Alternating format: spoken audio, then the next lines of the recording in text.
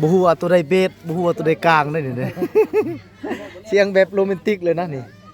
จะมี3หน่วยมาโฮมใส่กันพี่น้องแต่ว่าเสียงก็พอฟังอยู่เนาะและเนาะอันนี้คือน้องธันวาเพิ่นอยู่ดีแหละบ้านบ่อแก้วนี่แหละเป็นสำซิกซื้อกู้นี่แม่นกู้นะซื้อกู้คนนี้ซื้อใจเนาะคนนี้เนาะโอ้คนนี้อันนี้ซื้อเลี้ยวเนาะคนนี้เนาะซื้อเลี้ยวอันนี้ซื้อทิศสิดาโอ้บ่แม่นเนาะไปเบิ่งบรรยากาศรวมๆพี่น้องประมาณเอามาเฮ็ดกินให้พ่อแม่พี่น้องเฮาในภายในบ้านเนี่ยได้กินทุกๆปีในวันสงกรานต์เลยเนาะอันที่แท้แม่น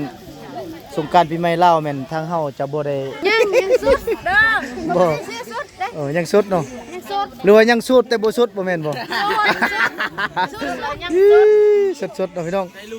ยังเฮียนอยู่เฮียนม.5 ม.6บ่นี่ม.6จักปีอายุ17ปีโสดสถานะโสดบ่มีผัวว้าว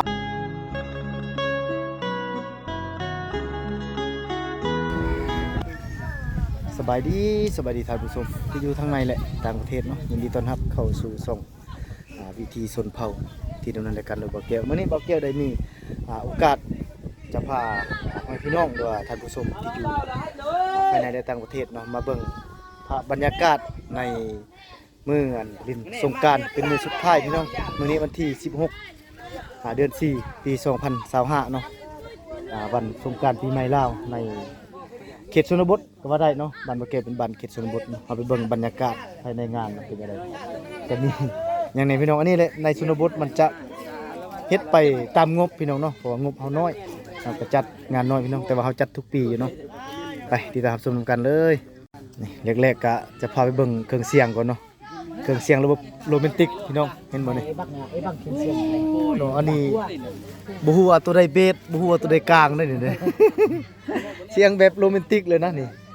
จะมี3หน่วยมาโฮมใส่กันพี่น้องแต่ว่าเสียงก็พอฟังอยู่เนาะและอันนี้คือดีเจเนาะนี่ดีเจปลาดุกขาเมาจังหน่อยโอ้ญาติกันเลยใหม่นี่จนใหม่มันสิใหม่เลยอันนี้ผู้ควบคุมเครื่องเสียงเนาะนี่เนาะมิกมือมิกนี่มือมิกมิกเซอร์เนาะนี่เบิ่งทางหน้าตู้หน่วยเก่าๆดอกเฮาจัดมาหลายปีแล้วครับสมัยอันนี้วงเป็นอีหยังคือเอิ้นวงผสมประสานน่ะนี่บ่ฮู้ชื่อเลยนะวงนี่นะเพราะว่าหน่วยนี้มันจะมีวงต่างหากนี่หน่วยนี้ต่างหากหน่วยนี้ต่างหากภายในสำนวนจะมี3วงเนาะนี่อันนี้เป็นคือจะพาให้เฮาเมานี่แหละประมาณนี้พี่น้องอาจจะบ่หลายต้องกินงบบ่หลายพี่น้องบรรยากาศรวมๆเลยอันนี้เขาเจ้าเฮาย่ออยากให้แต่ละคะแนนการเนาะอยู่ในบ้านเราจะมีคะแนนการก็เลยย่อทางกลุ่มเราเขาแก้หรือปกสบ้านก็เป็นต่างบ้านเนาะทางนี้แม่นสหพันธ์มียิ่งเนาะสมบ่มียังเลยพี่น้องเนาะเฮ็ดแบบธรรมดานี่แหละตอนนี้เขากำลังสิติดเข้าเนาะเข้าไปแล้วจนเราจังพากันมาซื้อพี่น้องเนาะตามชมกันต่อไปเลยไปเบิ่งบรรยากาศตื่มพี่น้องประมาณนี้พี่น้องเนาะแต่ว่าเขาจัดทุกปีเนาะเขาใส่ตามงบน้อยก็จัดน้อยพี่น้องเนาะปีนี้ได้ถือเข้ามากินเองเลยทางสาพันธ์แม่ยิงคน อันนี้คือหัวหน้าสาพันธ์แม่ยิงบ้านเนาะนี่ผู้นี้แหละหัวหน้าอันนี้เป็นห้องเนาะนี่ผู้นี้ห้องเป็นผู้นำผ้าเรียกงานนั่นอันนี้สมาชิกเขาเองบ่หิวข้าวแห้งมันว่าแต่เช้าบ่ได้กินเนาะกินข้าวเอิ้นกันกินในตี้คือบ่เอิ้นจังดิอาหารแซ่บๆต้มปลาธรรมชาติเด้อนี่บ่แม่นปลาซื้อน้ำตลาดเด้อเป็นปลาน้ำเซละน้องเนาะนี่นางเอกนางงามนี่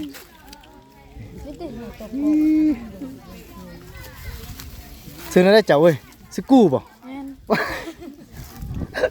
ซื้อกู้นี่ผู้ใดกระยานมาซื้อกู้บ่โอ้ซื้อบ่สุภาพตั้งซื้อใหม่เด้อบ่คักซื้อกู้นี่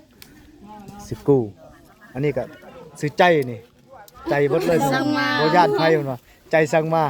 บ่แม่นใจสั่งเมื่อนี่แม่นใจสั่งมากินน่าจะแซ่บเนาะนี่คือสมาชิกสาวหนุ่มภายในบ้านเฮา แต่มีแต่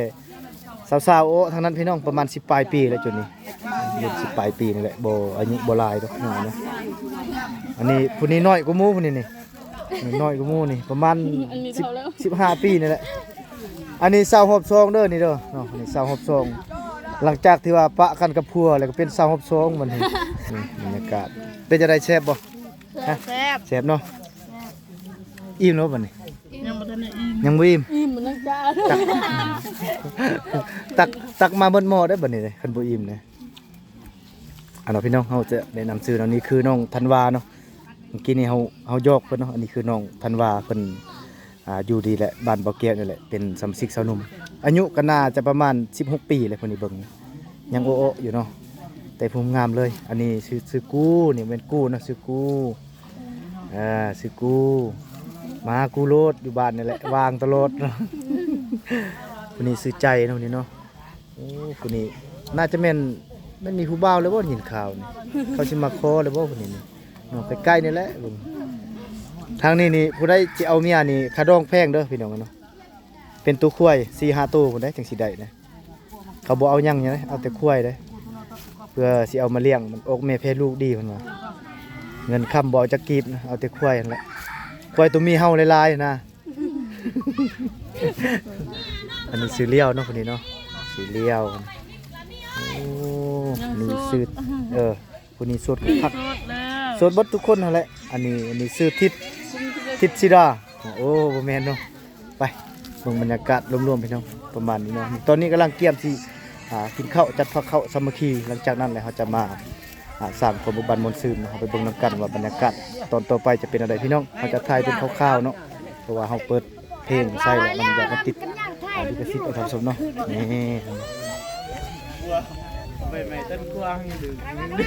ี่ผู้บ่าวฮอบซองอันนี้เนาะฮะเหมาะ มาเราต้องซักตัวเรา อันตรายเก็บจังเลยเก็บแบบนี้ไอ้ทางตุย ถือเข่ากินโอ้เป็นอะไรอยากเข้าบ่ได้นี่ไปพี่น้องเบิ่งบรรยากาศในตอนกินข้าวนะบ่บางคนก็จิลูกจิร้านพี่น้องเนาะ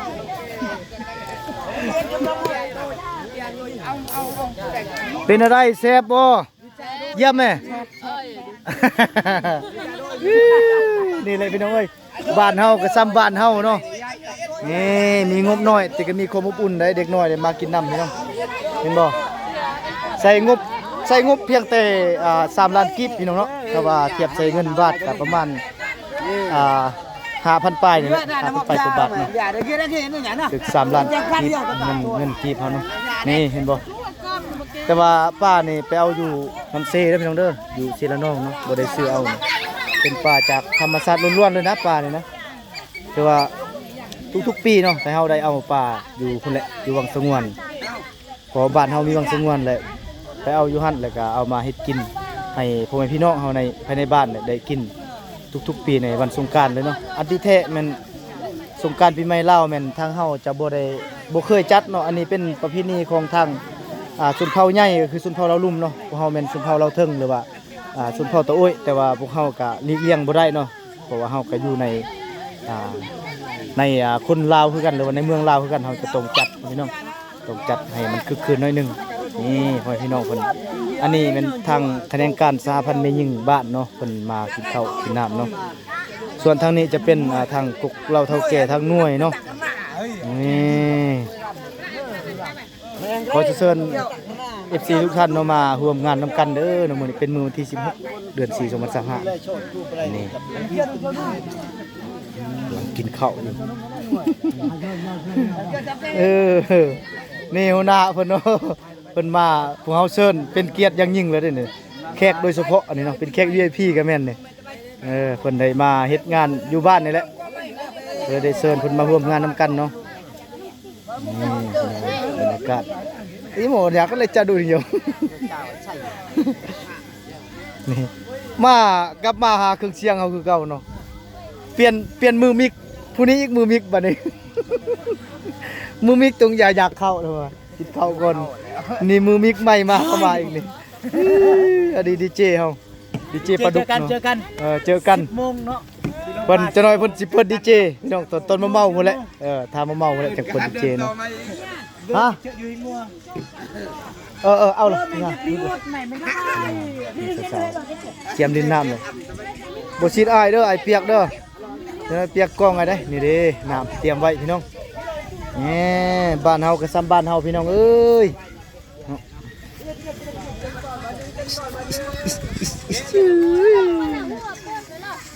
เป็นก่อนวันหนึ่งงวยเลยเบียร์งวยเลยล่ะคนกัดหน้างวยเลยล่ะงวยเลยเบียร์เอ็ดเลย แกะเลยละเบียร์น่ะง่อยเลยแกะเลย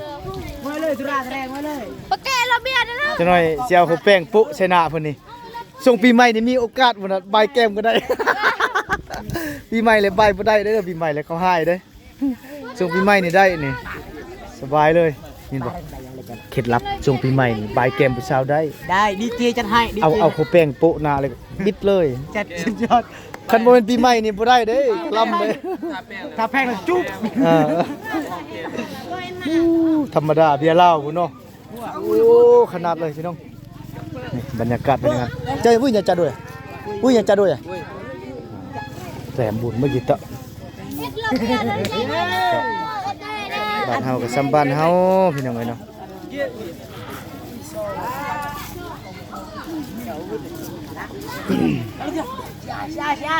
เอา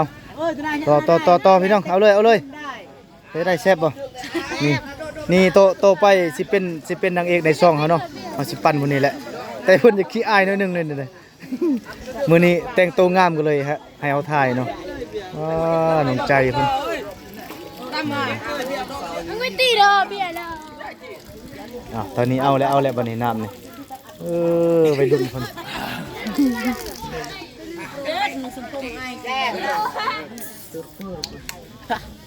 นี่นะน้องนี่นะ เป็นปืนแล้วได้ บรรยากาศในงานประมาณนี้พี่น้อง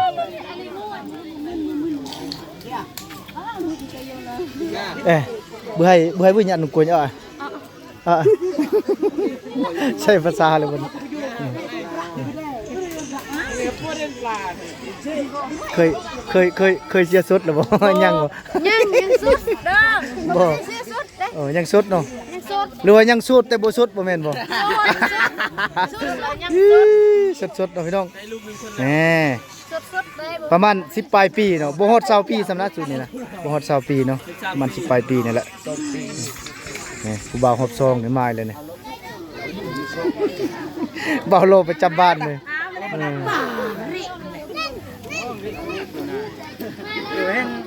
อ่ะ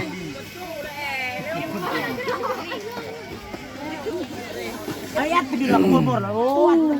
ช่วงนี้สั่งปิดตู้ไว้ช่วงท้ายคลิปสั่งปิดตู้ไว้พี่น้องโอ้คนหายกันนะ คนอยากฟังเพลงให้ได้เนาะพี่น้องเบิ่งบรรยากาศตอนเมาเนาะตอนนี้สั่งปิดตู้เลยพี่น้องคนหายกันนะเนาะตุลานี่เนาะยังเฮียนอยู่เฮียนม.5 ม.6นี่ม.6 จักปีอายุ 17 ปีโสดสถานะโสดบ่มีผัวว้าวหนุ่มไทยคนใดเนาะอยากมาจ้องของน้องเพิ่นติดต่อหาทีมงานเท่าใดเนาะเพิ่นยังโสดซิ่งๆอยู่ทั้งโสดประมาณจักปี17 ปีเฮียนม.6สถานะโสดอาชีพทางป่าเฮ็ดให้ปลูกมันบ่มีบ้านเฮาสลีนะเบิ่งทางนี้เบิ่งไอ้น้องเฮาเมาแล้วบ่นี่ยังบ่มันยังบ่ถึง100เนาะประมาณ50ประมาณ50เอาทันอาชีพเลยประมาณ50พี่น้องประมาณ 50% นี่แหละบ่ทันฮอด100พุ่นน่ะเริ่มเลยไปเบิ่งบรรยากาศ เต็มกันเลยพี่น้องเป็นจะได้ทาง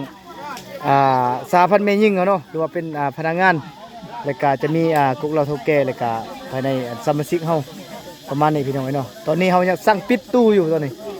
บ่ให้เปิดตู้เนาะตอนเฮาถ่ายคลิป แหน่สาวๆเฮา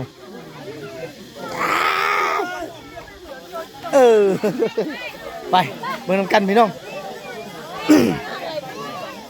เป็นอะไรไม่ใหญ่เมาแล้วโบ้เลย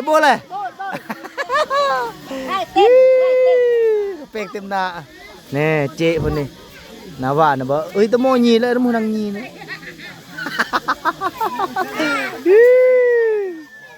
เออนี่ แต่จ่ายเลยต้น ว่าจะจุยล่ะ ต้นชนะ มาจุยป่า บ่จ่ายไม่เคยบึ้งจ่าย ไปนี่นาย อันนี้จิเลื่อยไม้แป้นอันนี้จิเลื่อยไม้อันนี้บ่ธรรมดานี่พี่น้องเนาะตอนนี้กำลังเข้าที่เข้าท่าประมาณ50นี่แหละมองนั่นแหละพี่น้องมันยังบ่ฮอด100ดอก50แต่ว่ามีข้าวแป้งโปะหน้าแล้วเนาะนี่กำลัง50ให้อัปเดตให้พ่อพี่น้องเฮาได้เบิ่งชมเนาะว่าบรรยากาศภายในงานเทศกาลบุญปีใหม่ลาวประจำปี2025ประมาณนี้เนาะตอนนี้50บ่ทันฮอด100เนาะกำลังเกียมสิเต้นเลยพี่น้องนี่ยังส่งเก็ตบ่เบิดจักเทื่อนี่กินเลยมากอีกนี่พี่น้องเนาะประมาณนี้บรรยากาศบ้านเฮาก็ซ้ำบ้านเฮาพี่น้องเอ้ยเนาะมันบ่คือคืนดอก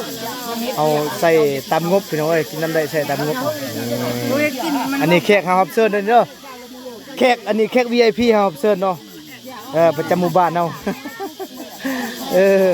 จะมีเบียร์เหล้าเลยก็มีเบียร์อันเบียร์ปนกันพี่น้องนี่ตามงบอ่ะเนาะนี่ไอ้น้องเขาทางนี้เอาเบียร์กระลุ่นเลยทางหลังก็ได้ประมาณนี้นะพี่น้องเนาะประมาณนี้เนาะนี่คือภาพนี่คือภาพบรรยากาศงานบุญเทศกาลสงกรานต์ปีใหม่ลาวประจำปี2025ประมาณนี้เนาะนี่อันนี้ก็หัวหน้าสาวนุ่มอันนี้ทางมือมิกเนาะนี่เนาะอันนี้ดีเจปลาดุกเด้อนี่เด้อดีเจอันนี้มือมิกใหม่นี่ประมาณนี้เนาะอย่าลืมนี่อย่าลืมไปสนับสนุนทีมงานเนาะอย่าลืมกดติดตามกดไลค์กดแชร์ฝากกดกระดิ่งคอมเมนต์ใต้คลิปเพื่อเป็นกำลังใจทางทีมงานเอาคลิปต่อไปเนาะอันนี้เป็นบรรยากาศรวมๆอยู่ในงานเทศกาลหรือว่าสงกรานต์ปีใหม่ลาวเนาะประมาณนี้สำหรับคลิปนี้หยุดอะไรอีกหัวเท้าสำหรับคลิปนี้เราขอปิดคลิปสำนีพี่น้องพอกันในคลิปใหม่เนาะผู้ใด